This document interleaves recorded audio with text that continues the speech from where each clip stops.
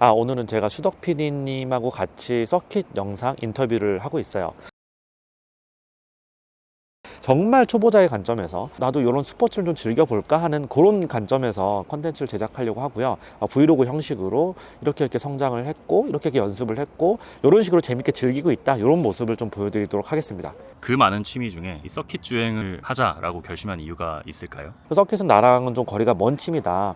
시간도 너무 많이 들고 그리고 같이 주변에 타는 사람도 없고 접근 가능성이 너무 떨어지는 거예요. 근데 저는 워낙 차를 좋아하니까 그래도 한 번씩 차를 타고 드라이브를 하고 한 번씩 배기음 듣고 이런 게 너무 즐거우니까 차를 타왔는데, 근데 이제 왜 서킷을 그 많은 취미 중에 선택을 했냐, 찍다 보니까 갑자기 그때 한남도에 혼자 사는 남자의 삶에 나왔던 친구가 여기 앉아 있는데 요즘에 같이 트랙을 타고 있거든요. 그래서 지금 질문이 뭐냐면 왜 그 많은 취미 중에서 레이싱을 선택을 했느냐, 왜 트랙을 타는 걸 선택을 했느냐, 이게 질문이었어요. 나는 이런 거였어. 지금 이 순간에 내 나이에 운전을 제대로 배우지 않으면, 내가 그래도 슈퍼카를 10년을 넘게 탔는데 최소한 내가 타는 차들에 대해서 어느 정도 좀 특성을 더 깊게 파악을 하고 타야겠다. 지금 아니면 못 배우겠다, 나이가 더 들면. 너는 왜 시작을 한 거야? 차를 사실 한 번씩 이제 드라이브를 가더라도 일반 차들한테 피해를 주면서까지 이렇게 무리한 운전을 하는 차들을 보면서 제가 이제 그 차들을 봐도 눈살이 찌푸려지니까, 근데 이제 좋은 차를 타면 또 밟고 싶은 욕망이 있는데 합법적이고 안전한 공간에서 스피드도 즐기고 스릴도 즐겨보자라는 생각이었는데, 조금만 공부를 하다 보니까 이 차의 성능과 여러 차를 탈수록 내가 이 차를 모르고 그냥 알지도 못한 상태에서 그렇게 느끼고 있었구나, 이런 걸 좀 더 알면서 더 빠지게 된 계기는 그런 것 같고, 시작하게 된 계기는 좀 안전을 위해서. 그러니까 이 친구랑 저랑 운전 실력은 거의 비슷한, 거의 초보 수준인데, 저도 트랙을 한 2번, 3번 갔다 오면서 프로 드라이버한테 레슨을 한 3회 정도 받았었어요. 이거 시뮬레이터 레슨을. 그러면서 브레이킹부터 처음부터 다시 배웠는데, 하중 이동이라고 하는 걸 이때 처음 알았어요. 원래 직관적으로 알고 있었지. 그래서 차를 오래 탔으니까 브레이크 밟으면 앞으로 쏠리고 엑셀 밟으면 뒤로 가고, 그리고 코너 이제 핸들 옆으로 돌리면 또 반대쪽으로 무게중심 쏠리고, 이런 건 아는데 얼마만큼 파워풀한지 이걸 처음 알게 된 것 같아요. 터치하고 80%까지 부드럽게 넣어주시고,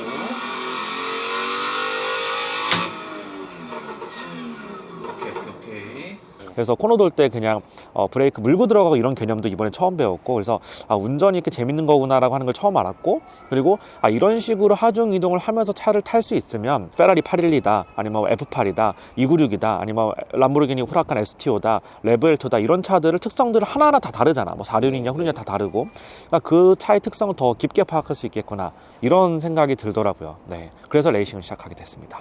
어떤 재미가 있는지 궁금해요. 단순히 차를 빨리 달리는 스릴감이 있는 건지, 어떤 느낌으로 서킷 주행을 하시는지. 저는 물론 되게 초가 빠르고 잘 타는 사람은 아니지만, 공도에서는 절대 탈 수 없을 만큼 타이어 위를 써요. 처음에는 길도 모르니까 어리버리 까다가 익숙해지고 라인 한 번 레슨 받고 딱 타니까 타이어를 한 개까지 쓴다? 정말 한 개 끝까지 쓴다라는 느낌이 좀 있어요. 물론 아직은 부족하지만. 그래서 공도에서는 아무리 빡세게 타도 타이어 휠이 있잖아요. 타이어가 있으면 휠 끝까지 못 쓰거든요. 그 말은 뭐냐, 타이어의 한계치까지, 코너 돌 때 한계치까지 쓴다라는 얘기고, 그리고 G포스, 횡지를 받는다라고 하잖아요. 우리가 코너를 돌 때 옆으로 횡으로 중력을 받잖아요. 그게 보통 우리가 좀 잘 타는 사람들이 받는 그 마지막 한계선이 1.3G 정도 된다라고 하더라고요. 근데 공도에서도 물론 좀 빡세게 돌리면 1.2G, 3G 나올 수도 있는데 연속적으로 나오진 못해요. 공도에서 타면 죽어요, 진짜로. 트랙에서는 안전하게 펜스가 다 쳐진 그 도로에서 타이어를 끝까지 쓰면서 횡지를 끝까지 받으면서 즐길 수 있다. 이런 게 굉장히 매력적이고, 정말 차의 성능을 끝까지 뽑아 쓰는 느낌이 나요.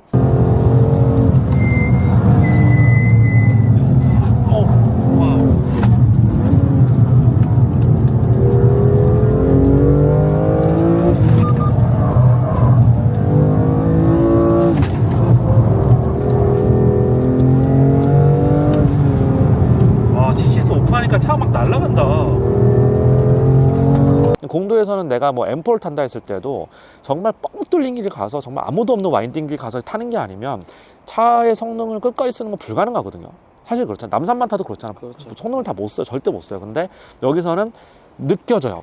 이 차가 무겁구나. 무거워서 밀리네 게 느껴져요. 진짜로 느껴져요. 저 같은 초보 타도 느껴져요. 그리고 브레이크를 밟을 때도 STO나 피스타나 이런 되게 좋은 하드코어 버전들은 롤도 별로 없고 딱 닿고 땅에 꽂는 것 같은 그런 느낌으로 딱 물고 들어가는 느낌이 있는데, M은 그래도 그런 느낌은 아니에요. 그래서 M하고 하드코어 슈퍼카들 간극이 확실히 느껴집니다. 그래서 그걸 느끼기에는 트랙밖에 없어요. 그걸 어떻게 느껴요? 그러면은 느끼신다는 게 차의 성능을 끝까지 쓴다는 그 만족감인가요? 아니면 그 횡지 자체에서 오는 다 스릴인가요? 포함되는 것 복합적이에요. 같아요. 만약에 프로드라이버가 100 정도 날아가면 저는 실력이 뭐 50, 뭐 40밖에 안 될 텐데 이 40의 실력조차도 공도에서는 20도 못 쓴다는 거죠. 근데 제가 실력이 50이다라고 하면 트랙에 가면 50을 다 쓸 수 있어요. 정말 차가 날아가면서 좀 약간씩 위험하고 쫄깃한 상황이 와요. 거기까지 가게 되더라고요. 트랙 가니까. 그래서 그게 너무 재밌더라고요. 저는 슈퍼 스포츠카를 즐기기에는 트랙만한 곳이 없다고 생각합니다. 저는. 실제로 다큐나 영화 같은 데 보면 차가 폭발도 하고 불도 나고 하는데 실제로 위험하진 않나요? 오히려 트랙이 안전해요. 훨씬 안전해요. 그러니까 이게 공도에서 타는 것보다 훨씬 안전합니다. 왜? 2차 사고가 안 나요. 그런데 트랙에서 사고가 나면 도로교통법에 적용을 안 받고 보험이 적용이 안 되기 때문에 어마어마한 돈이 손실이 발생할 뿐이지, 근데 안전은 훨씬 안전해요.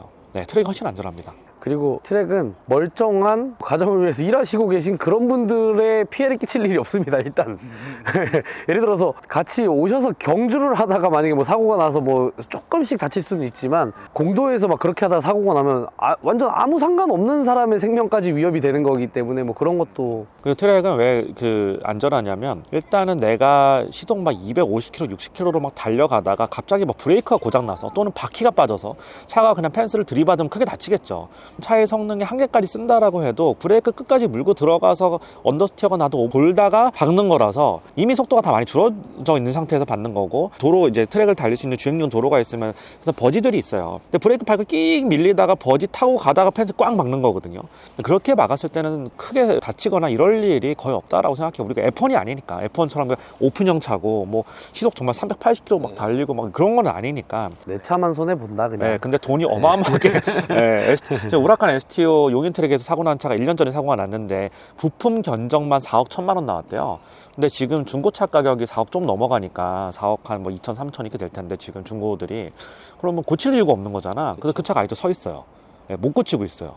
그거를 생으로 내 현금으로 고쳐야 돼. 그러면 한 번 사고로. 그러니까 이것 때문에 슈퍼카로 트랙을 잘 안 타요. 타더라도 감성만 느끼고 설렁설렁 좀 자기가 탈 수 있는 거에 한 70% 정도만 타고 이제 M이나 아반떼 N이나 뭐 이런 차들로 이제 한계치까지 타는 거죠. 그래서 다들 M으로 지금 타고 계신 건가요? 네, 그래서 M을 산 거죠. 중고로 산 거죠. 그래서 트랙을 탈 거면 신차를 살 필요가 없는 것 같긴 해요.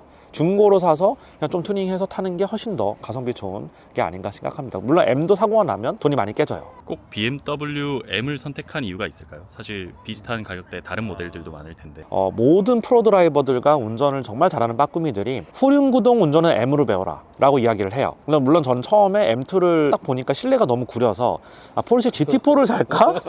GT4 멋있잖아. 배경도 멋있고 하루에 한 번씩 왔다 갔다. 하루에 한 번씩 그냥 이거 팔고 GT4를 다시 넘어갈까 생각을 했는데, 운전을 굉장히 잘하는 친구가 이런 얘기를 해줬었어요. 기본적으로 우리가 후륜구동 운전을 배우고 싶다라고 하는 거는 오버스티어에 대한 두려움을 없애고 싶다라는 말하고 좀 동의하거든요. 그러니까 후륜구동 운전을 잘하는 사람들은 오버스티어에 대한 두려움이 없기 때문에 차가 좀 이렇게 뒷바퀴가 미끄러지면 날아가는 거잖아요. 날아갈 때 그걸 바로바로 잡을 수 있으니까 한계치까지 쓸 수 있다. 근데 전륜구동으로 배우면 물론 그 차도 굉장히 빠르게 탈 수는 있지만 전륜만 잘 타는 사람은 후륜을 잘 탈 수가 없다. 근데 후륜을 잘 타는 사람은 전륜도 그냥 금방 잘 탄다고 하더라고요. 그러니까 운전이 기본 후륜구동이고, M은 그게 운전자에게 피드백을 솔직하고 정확하고 빨리 줘요.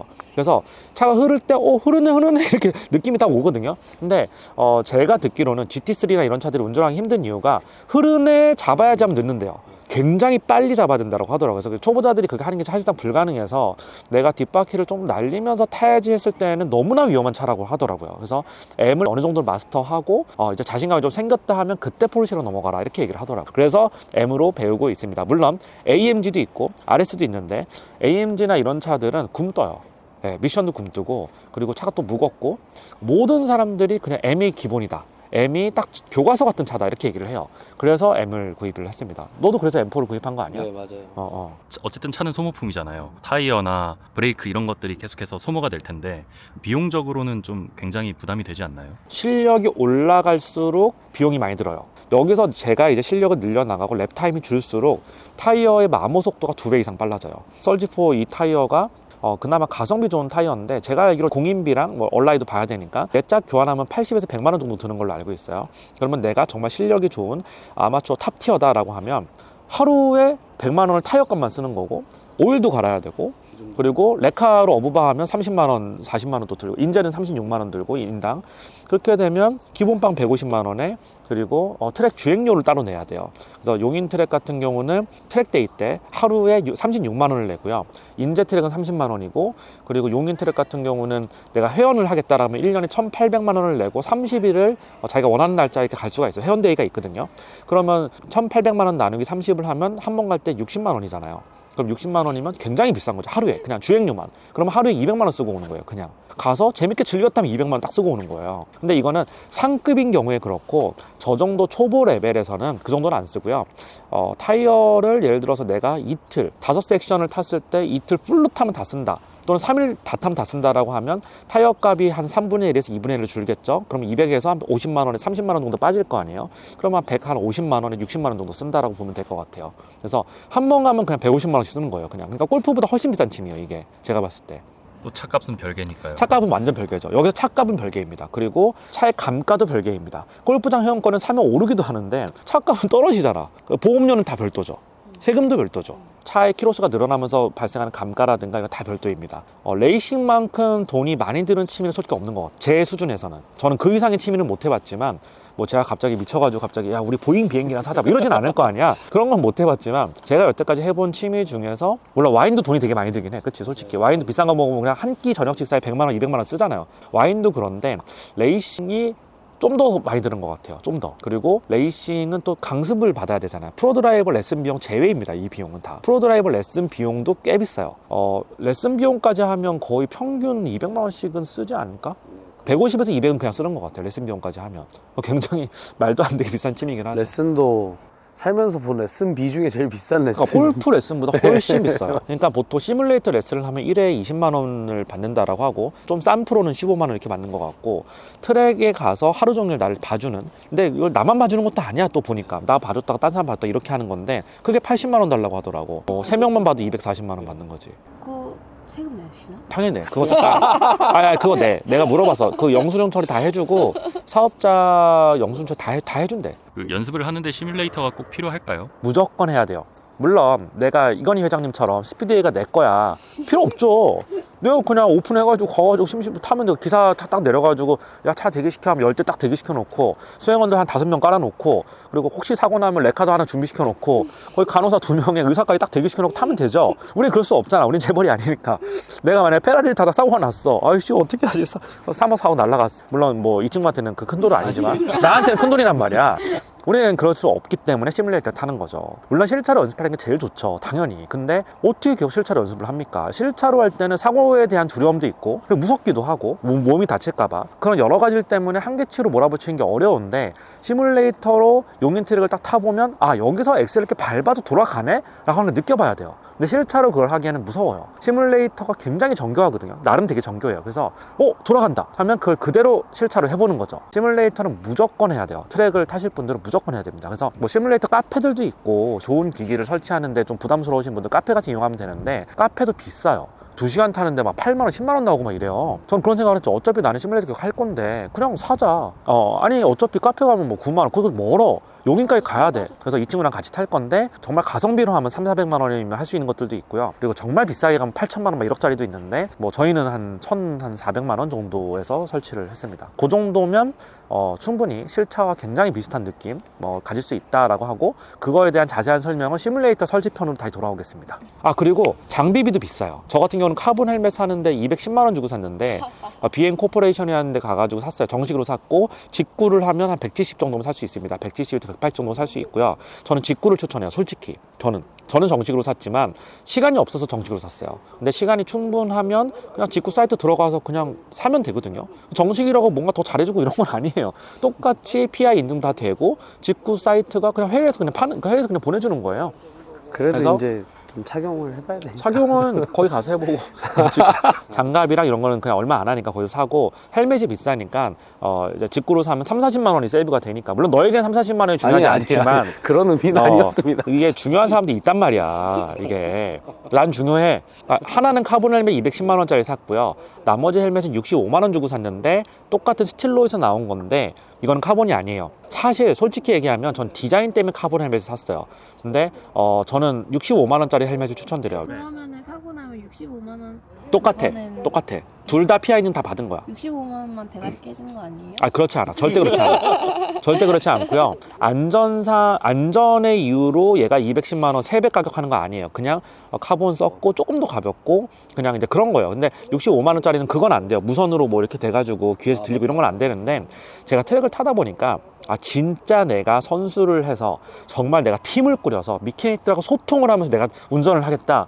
이런 F1 우리 본능의 질주 보면 미케닉들하고 소통하면서 타잖아. 내가 개오바야. 말도 안 되는 얘기야. 우리 실력. 그 아니, 순간에 그 판단을 판단을 할 수 없어. 저도 처음에는 이제 카본 헬멧 스틸로 210만 원짜리가 잭으로 연결하면 핸드폰하고도 이제 와이어리스로 통화도 되고, 같은 헬멧을 끼고 있고 하면 저기 멀리 떨어져 있는 사람하고도 무선으로 대화를 주고받을 수 있어요. 그러면 미케닉들이 보통 우리가 F1 같은 거 보면 F1 선수들이 막 운전하면서 본부 헤드쿼터에서 막 메시지를 계속 보내요. 뭐 이렇게 하고 저렇게 해야 돼. 뭐 지금 누가 몇 초 앞서고 있어. 누가 널 따라오고 있어. 다 보내주거든요, 다.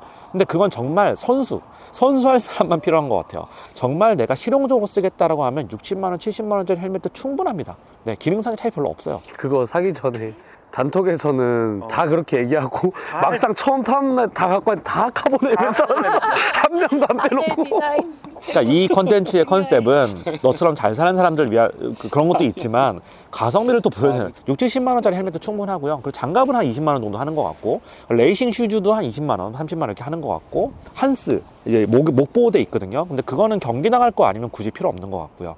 그리고 버킷 시트 무조건 해야 되고요. 버킷 시트 레카로 사람들이 가장 많이 쓰는 게 한 210만 원 정도 해요. 브라켓 다 합쳐서. 설치비는 한 10만 원에서 비싸게 받는 30만 원까지도 받고, 여기까지는 해야 트랙을 탈 수 있어요.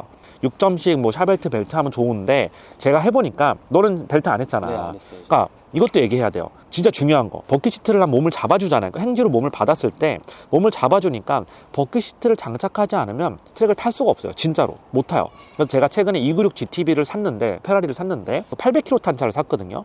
근데 매물을 고를 때 버킷 시트가 없는 건 아예 고려도 안 했어요. 저는 페라리 순정 그냥 시트, 전동 시트는 너무 구린 거야. 뭐 이거 뭐 S클래스 시트야. 그래서 이렇게 돌리면 이렇게 돌아가 진짜로. 그때 PD님 타보셨잖아요. 그 트랙에서 옆에 네. 타보셨잖아요. 네. 그 시트예요. 그냥 M2 순정 시트예요. 그러니까 몸을 지탱이 안 돼. 운전에 집중할 수가 없어요. 그래서 버킷 시트를 해야 되고, 근데 버킷 시트를 한 다음에 이 홀딩력이라고 하거든요. 몸을 잡아주는 정도. 그냥 버킷만 하면 이렇게는 움직일 수 있는데, 6점씩 벨트를 하면 여기서 올라오거든요. 몸이 아예 안 움직여요. 그래서 이렇게 돼서 운전에 엄청 집중하게 돼요. 그래서 저는 했는데, 여기 단점이 하나가 있어요. 6점씩 벨트를 하면 사고가 났을 때 몸을 꽉 잡아줘요. 그렇죠? 아예 안 움직여요. 근데 한스를 안 하면 목만 이렇게 되잖아요. 그래서 목을 다칠 수 있어요. 그래서 6점씩 벨트를 하면 한스를 해야 돼요, 사실. 그래서 아예 아마추어들한테 추천하는 거는 버킷 시트만 하고 6점씩 벨트 하지 않기를 전 추천드려요. 제가 해보니까 그냥 아마추어 수준에서는 필요 없고, 정말 좀 운전을 배우다가 어느 정도 실력이 올라가고 내가 좀 경기도 나가야겠어, 내가 무슨 뭐 엔전을 나가야겠어, 이때 하면 되는 것 같아요. 근데 그냥 탈 때는 솔직히 필요 없는 것 같아요. 너 타보니까 맞아요. 그렇잖아. 네. 우리 실력에서는 솔직히 필요 없어. 그래서 저는 6점씩 벨트를 그냥 귀찮아서 한 번에 했는데 약간 후회돼요. 되게 불편해요, 진짜로. 그리고 공도에서 못 타요. 6점씩 벨트를 하면 이 벨트들이 막 계속 덜그덕덜그거리고 여기서도 이렇게 올라와 있으니까 이거를 밑으로 막 집어넣고 이러는데 되게 불편합니다. 근데 트랙에서는 진짜 좋은데 굳이, 그래서 저는 6점씩 벨트도 한 60만 원에서 100만 원까지 다양하게 있거든요. 굳이 할 필요 없다, 처음에는 그렇게 생각합니다. 한스를 하잖아? 옆을 못 봐. 근데 앞에만 봐. 목이 진짜 제일 많이 다치는 아니, 거잖아. 아는데 근데 그 정도까지 내가 안 타니까 괜찮아. 사부님 같은 경우엔 6점씩 벨트랑 버킷 시트 정도만 이제 튜닝을 하셨는데, 실제로 조금 더 깊이 있게 타게 되면 추가적으로 또 튜닝을 하실 의향이 있으신가요? 이 친구는 거의 풀소유의 아이콘이에요. 풀소유의 아이콘. 그러니까 저 같은 경우는 가성비충인데, 이 친구는 일단 다 사고 보자 이런 친구예요. 근데 이 친구는 M4를 사자마자 뭐 휠, 뭐 날개, 뭐 해서 또 한 1,000만 원, 2,000만 원을 또 썼어. 또 이제 이 친구 그러고 나서 돈 쓴 다음에 또 뗐어. 또 지금 또 아 왜? 그게 또 날개? 세팅이 완전 잘못됐고. 초보들이 그렇게 하면은 다운포스를 더 눌러주는 거나 아니면 댐퍼 뭐라 그러죠? 이거 예, 그것도 다 느껴야 되는데, 그걸 아예 알지도 못하는 상황에서 이거를 업그레이드를 시켜봐야 나중돼도 이거를 못 쓰는 상황이 생기고, 이거를 완벽하게 컨트롤할 줄 알 때 하나하나씩 달아서 초를 1, 2초 다툴 때 이제 그때 1, 2초를 줄여나가는 과정으로 돼야 되는데 안 좋다고 하더라고요. 얘는 처음부터 한 거야. 그래서 이 친구는 풀소유라서 그렇게 항상 해. 항상 뭐 한다 이러면 다 사. 필요 없는 거 다 사. 아니 그냥- 컨설팅 해주신 분이 좀 혼나셔야겠네. 아니야, 얘는 원래 그래. 내가 보니까 그냥 원래 그런 이거 친구야. 좋아요 하면서 이렇게 해주신 샵 사장님 계실 근데 것 그거야 뭐. 아니, 업자들이니까. 직업이니까. 직업이니까. 그거를 뭐라고 할 수는 그치. 손택한 놈이 아니, 명품샵에서 고객님 잘 어울릴 것 같았는데 내가 샀는데 너 나 눈탱이 쳐 이럴 수는 없잖아. 산 놈이 바본 거지. 그거는. 까는 거예요. 아니. 워낙 돈이 많아서 그냥 얘는 풀소유. 그렇습니다. 네. 그래서 튜닝을 처음에는 브레이크 패드 정도, 순정 패드는 너무 약해서 브레이크 페이드도 많이 오고 이래서 레이싱 패드 정도 저는 했습니다. 레이싱 패드랑 버킷 시트 정도만 달았고 완전 풀 순정이고요. 그 상태로 운전을 배우다가 M이 어느 정도 나한테 완전 익숙하고 되게 좋다. 이 정도면 내 컨트롤 다 된다 하면 그때 이제 날개나 이런 걸 달아보거나 아니면 다른 차로 아예 넘어가거나 둘 중에 하나를 선택을 해야 되는 것 같아요. 그때는. 후배 친구차 아반떼 N인데 여기 버킷시트가 달려있고 조수석도 뗀 차야. 얘는 조수석도 뗀 차고 와 뒤에 자리 다 뗐어요. 뒤에 자리를 어떻게 다 뗐지? 이렇게? 야 대박이다. 어떻게 와 여기다 롤바도 스트럿바 같은 것도 설치를 했고 트렁크도 없어요. 트렁크도 다 떼버렸어요. 그냥 여기 있는 거를. 아 이거는 좀 빡세다. 이렇게까지 할 필요 선수도 아닌데 이렇게까지 할 필요가 있나 싶은데 조수석하고 뒷자리 다 뗀 아반떼 N은 또 처음 보네요. 꼭 슈퍼카로 탈 필요도 없고요. 꼭 M으로 탈 필요도 없어요. 요즘에는 대안이 있잖아요. 아반떼 N이 있잖아요. 3,800이면 사거든요. 튜닝비 다 해봤자 5,000 언더를 끊을 수 있어요. 아반떼 N이라고 하는 좋은 대안도 있고 현대차에서 뭐 광고비 받는 거 아닙니다. 근데 가격이 워낙 싸니까, 그리고 소모품 변경이 워낙 싸니까 아반떼 N이. M은 중고가 4천만 원대고 그 아반떼 N 튜닝한 거랑 가격은 비슷해요. 근데 M은 어떻게 사고 나거나 소모품 비용이 훨씬 비싸요. 아반떼 N보다. M으로 하는 게 부담스러울 수 있어요. 그러면 아반떼 N으로 하면 돼요. 그러니까 충분히 레이싱을 즐길 수 있다. 그 차로도 충분히 재밌게 즐길 수 있다라고 하는 게 제 생각이고, 물론 전륜구동이기 때문에 저랑 컨셉이 안 맞아 저는 안 샀는데 전 계약을 했다 취소를 했어요. 얼마든지 일반 직장인들도 트랙을 즐길 수 있는 시대가 열렸구나라는 생각이 들어요. 저는 아반떼는 진짜 싸더라고. 소모품 비용이 뭐 어디다 갖다 박아도 이거 범퍼가 너무 싼 거야. 그래서 이 정도면 할 수 있겠다. 몇십만 원대면 그냥 할 수 있으니까. 근데 M만 가도 이제 그게 100, 200, 300 단위로 올라가거든요. 그래서 이제 M만 돼도 좀 부담스럽긴 하죠. 확실히 레이싱이라고 하는 취미는 돈도 많이 들지만 시간이 정말 많아야 되는 취미인 거다라는 생각을 했어요. 시간이 많지 않으면 단기간에 실력을 늘리는 게 불가능한 취미인 것 같아요. 그래서 대안으로 시뮬레이터를 이 친구랑 같이 샀습니다. 그래서 시뮬레이터를 어떻게 설치를 하고 어떻게 연습을 하는지 그걸 또 컨텐츠로 찍어보겠습니다.